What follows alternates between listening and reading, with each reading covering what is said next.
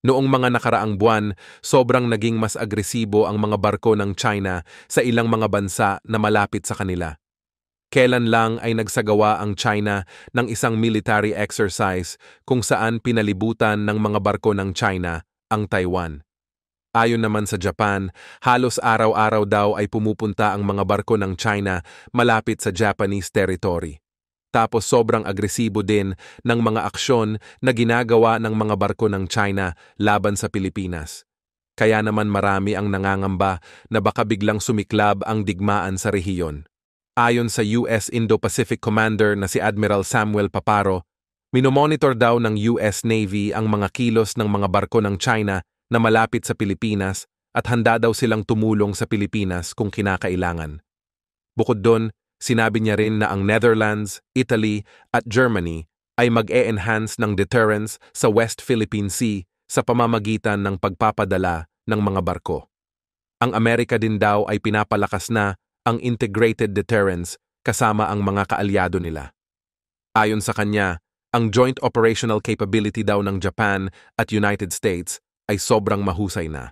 Pinahiwatig din ng Admiral na China lang ang bansa na sobrang daming ambisyon na kunin ang teritoryo ng iba pang mga bansa. Bukod doon, pinahiwatig din ng Admiral na pwedeng biglang gumawa ng isang nakakagulat na atake ang China. Ayon sa kanya, ang People's Liberation Army daw ay kayang ipivot ang isang large-scale military exercise papunta sa isang major offensive ng sobrang bilis lang.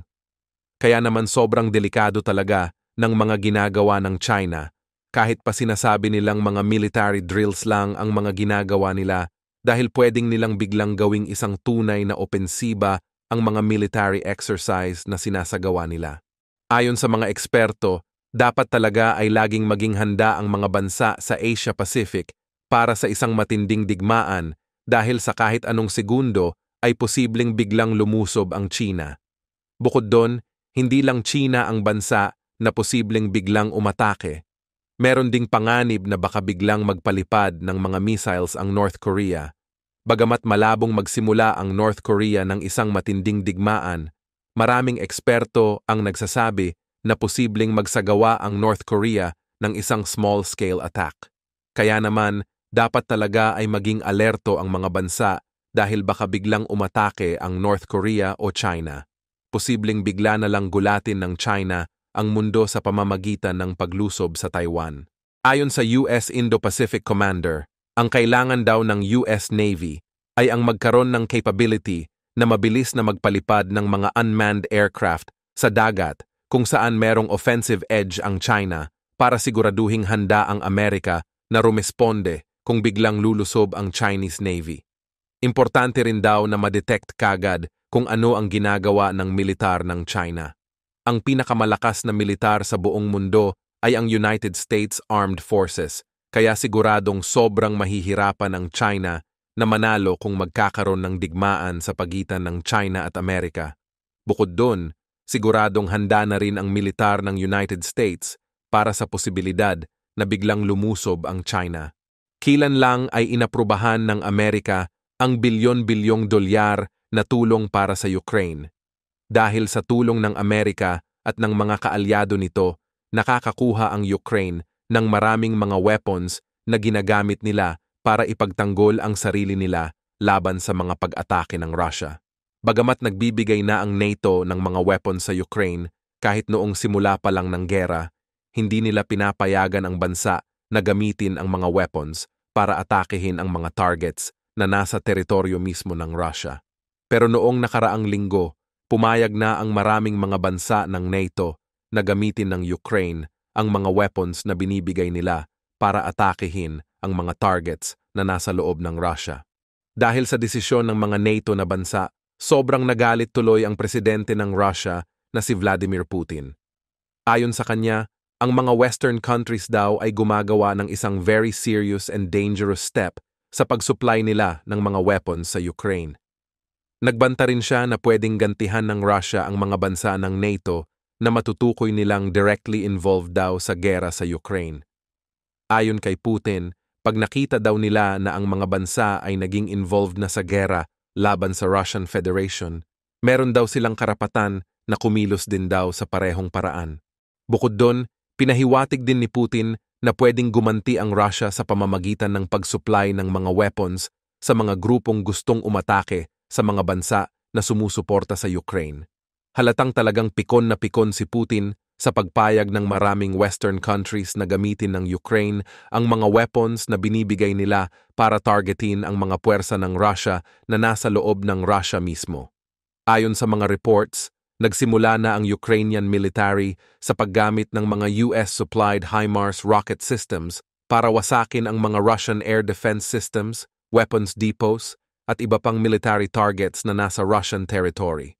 Ayon sa Ukraine, ang mga American weapons daw na binigay sa kanila ay nakatulong sa kanila na sobrang mabawasan ang pagbomba ng Russia sa Kharkiv gamit ang mga S-300 missiles.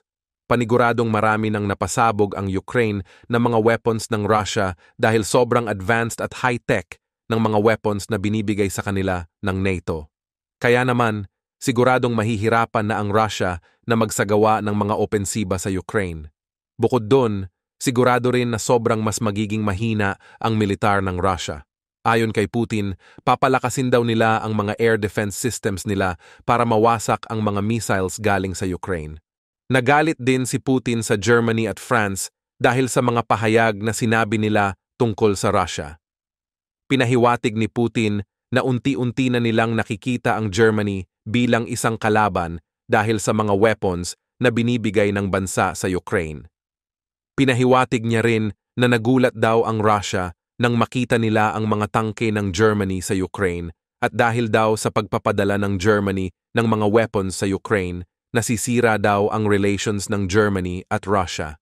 Bagamat madalas magbanta si Putin na gaganti ang Russia sa mga Western countries dahil sa pagsuporta nila sa Ukraine, hindi siya masyadong sineseryoso dahil kahit kailan ay hindi niya pa ginawa ang mga matitinding banta niya laban sa NATO. Paniguradong takot din si Putin na atakehin ng NATO dahil alam niyang sobrang mas malakas ang alyansa kesa sa militar ng Russia. Kung ang Ukraine pa lang ay hindi na matalo ng Russia, siguradong pag NATO ang kinalaban nila, sobrang bilis lang ay mawawasak ng NATO ang buong militar ng Russia. Kaya naman, nag-iingat din si Putin sa mga kilos niya dahil pag nagkamali siya, siguradong magiging matindi rin ang pagre-responde ng NATO. Ganun pa man, maraming eksperto ang naniniwala na umaasa si Putin na balang araw ay hihina din ang NATO at magagawa niyang matalo ang alyansa. Pero napakalabong mangyari nun dahil mas lalo lang lumakas ang NATO mula noong lumusob ang Russia sa Ukraine. Dahil sa paglusob ng Russia sa Ukraine, sumali ang Sweden at Finland sa alyansa at ang dalawang bansa na yon ay parehong merong malakas na militar kaya naman talagang mas lalong lumakas ang NATO. Alam din ni Putin kung gaano kalakas ang NATO. Sa katotohanan, maraming beses na ring sinabi ng Russia na mahihirapan silang kalabanin ang alyansa dahil sobrang lakas nito. Kaya naman, halatang naghahanap si Putin ng mga paraan para pahinain ang NATO. Ayon sa mga eksperto, sinusubukan ni Putin na pag-away-awayin ang mga bansang miyembro ng NATO. Bukod doon, mukhang gusto rin ni Putin na gumawa ng alyansa na ang layunin ay ang kontrahin ang Amerika at ang mga kaalyado nito. Kaya naman, hindi nakapagtatakang pinapalakas rin niya ang pakikipagtulungan ng Russia sa ibang mga bansa tulad ng China, Iran at North Korea na galit din sa US. Ayon sa mga eksperto, nahahati na ang mundo sa dalawang grupo. Ang isang grupo kampi sa Amerika at ang kabilang grupo naman ay kampi sa China. Ganun pa man, meron ding mga bansang sinasabing neutral sila tulad ng Vietnam. Meron ding mga bansa na posibleng traidorin ang mga kakampi nila. Ang isa sa mga bansang pinagdududahan ng mga eksperto ay ang Turkey. Marami ang naniniwalang kahit parte ang Turkey ng NATO, posibleng hindi sila tumulong pag inatake ang alyansa. Meron pa ngang mga nagsasabi na posibleng kumampi ang Turkey sa China kung magkakaroon ng isang pandaigdigang gera kung saan ang main participants ay ang China at Amerika. Bukod doon, marami pang ibang mga bansa na posibleng kumampi sa China tulad ng Iraq at Pakistan. Kaya naman, kahit napakalakas ng NATO, dapat ay mas lalo pa rin nilang palakasin ang mga militar nila dahil delikado pa rin ang China at ang mga kakampi nito. Ganun pa man, bumabagsak na ang ekonomiya ng China kaya hindi pa rin sigurado kung mapapalakas nga nila ang militar nila sa punto na kaya nilang lumaban sa isang world war. Noong sumali ang Finland sa NATO, nagbanta ang Russia na kung magkakaroon ng gera sa pagitan ng Russia at ng alyansa, Finland ang isa sa mga bansang unang aatakehin ng Russia. Ganun pa man, naniniwala ang Finland na tama ang desisyon nila na sumali sa NATO dahil kung hindi ay wala silang proteksyon laban sa Russia kung bigla silang lusubin nito pag natapos ang digmaan sa Ukraine. Pero kung tuloy-tuloy lang ang suporta ng NATO sa Ukraine, siguradong ang magiging resulta ng gera ay ang pagkatalo ng Russia kaya hindi rin nila magagawang maatake ang Finland kagad. Ganun pa man, kung hindi magbabago ang gobyerno ng Russia, siguradong susubukan nilang palakasin ulit ang kanilang militar at pagkatapos ng ilang taon kung matagumpay nilang mapapalakas ang militar nila ulit, posibleng magsimula na naman sila ng isang digmaan para sakupin ang teritoryo ng ibang bansa. Ayon sa mga eksperto, malaki ang posibilidad na ang isusunod ng Russia sa Ukraine ay ang Georgia, pero pwede rin na ang Finland ay ang susunod nilang lusubin. Kaya naman, importante talaga na panatilihin ng NATO na malakas ang militar nila kahit humina pa ang Russian military. Dapat din ay maghanda ang NATO sa posibilidad na sumiklab ang digmaan sa Asia-Pacific region dahil sa mga agresibong aksyon na ginagawa ng China. Kahit ang ibang mga bansa na hindi parte ng NATO tulad ng India ay pinapalakas na rin ang militar nila dahil pwede talagang biglang magkaroon ng gera. Kaya naman, importante talaga sa panahon ngayon na malakas ang militar ng isang bansa para kaya nilang ipagtanggol ang sarili nila.